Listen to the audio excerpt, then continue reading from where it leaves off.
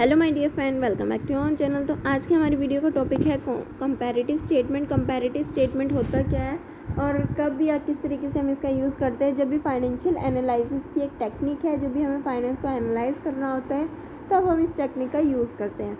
सो क्या होता है, पढ़ लेते हैं। When you first look at a company current financial figures, it can be a little confusing, but if you were to compare the data to that of the business historical performance, it becomes significantly more meaningful. Hence it would make more sense to compare the company's current financial number with monthly, quarterly or annually data from the previous fiscal year। क्या कह रहा है ये? Comparative statement होती क्या? Comparative statement का मतलब है कंपैरिजन करना।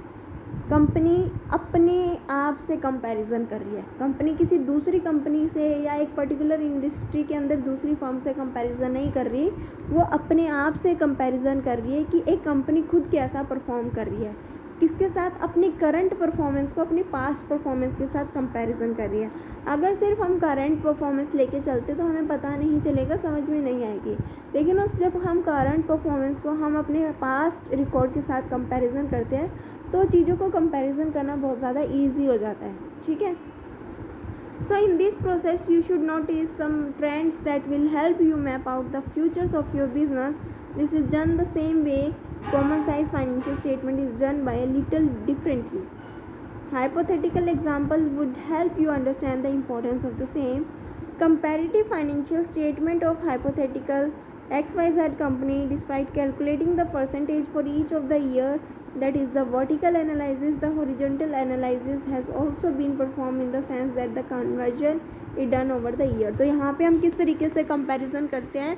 In the form of percentage के फॉर्म में अगर हम कंपैरिजन करते हैं तो कंपैरिजन करना बहुत ज़्यादा ईजी हो जाता है। तो यहाँ पे चाहे वो हम कॉमन साइज स्टेटमेंट की बात करते हैं, चाहे हम कंपैरेटिव स्टेटमेंट की बात करते हैं, तो यहाँ पे हम जो कंपैरिजन करते हैं वो परसेंटेज या रेशियो के बेसिस पे करते हैं ताकि हमें एग्जैक्टली पता चल सके। तो ये थी आज की हमारी वीडियो जिसमें हमने पढ़ा कंपैरेटिव स्टेटमेंट क्या होती है, और आई होप आप सभी को ये समझ में आया होगा। वीडियो अच्छी लगी तो लाइक शेयर सब्सक्राइब करना मत भूलना। Thanks for watching.